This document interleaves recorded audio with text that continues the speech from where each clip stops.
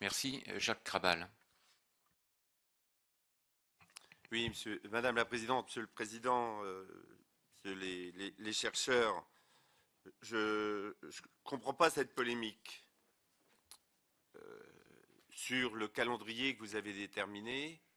Je pense que quand il y a un problème qui concerne nos concitoyens, il est utile, indispensable que la représentation nationale puisse s'en saisir. Mais j'ai bien compris aussi que cette problématique citoyenne n'avait pas été la vôtre, parce que je fais référence à la façon dont vous conduisez les auditions au sein de notre commission. Il y a quelques jours, on a reçu le Haut Comité des biotechnologies qui nous a laissé sur nos interrogations.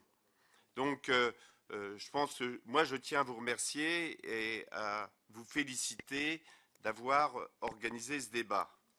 Alors, au-delà de la pertinence de ce rendez-vous, je ne comprends pas cette polémique, comme je l'ai dit, ces critiques virulentes, cette remise en cause de la performance de nos chercheurs.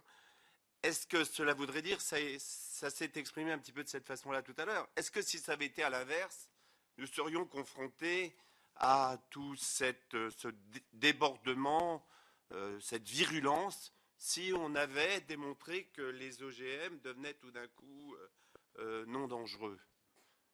Est-ce que ceux qui s'opposent au résultat de cette étude veulent-ils dire que les OGM sont sans danger?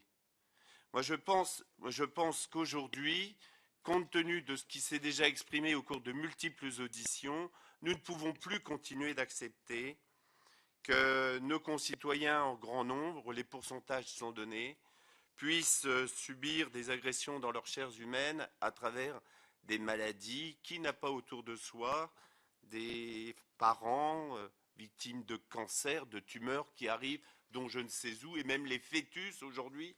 Donc il est grand temps, et c'est pourquoi je veux dire que s'il est nécessaire d'avoir plusieurs études, il faut qu'elles soient transparentes, et je salue la démarche qui a été mise en œuvre par cette équipe de chercheurs. Et je souhaiterais bien évidemment qu'on puisse aboutir à définition d'une recherche indépendante, libre, mais je pense que nous devons y travailler, et ça s'est exprimé, et je pense que c'est une démarche tout à fait nécessaire pour en tant qu'élus. Je regrette la position de l'Union européenne sur le fait de ne pas accepter ces échanges, comme le proposent les chercheurs. Donc, par rapport à cela, je pense que le dossier des OGM soulève également le point fondamental de la distribution, mais aussi de quelle agriculture nous voulons. Il y a les problèmes au niveau de la vie, de la santé, mais il y a le problème aussi au niveau de l'environnement et des sols que nous devons poser. Est-ce une agriculture expansive avec tout ce que nous critiquons ici, ou est-ce une agriculture de qualité pour la santé de nos habitants?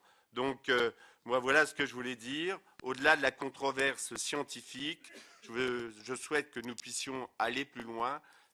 Les résultats qui sont donnés doivent faire avancer la science. La science ne doit pas avoir peur des controverses, contrairement à ce qu'on vient d'exprimer. Et encore une fois, je veux remercier celles et ceux qui nous permettent d'éclairer et surtout de pouvoir préserver par le principe de précaution, souvent annoncé, peu souvent respecté, de peut-être permettre de sauver des vies humaines demain. Merci. Un rappel à l'ordre concernant le temps.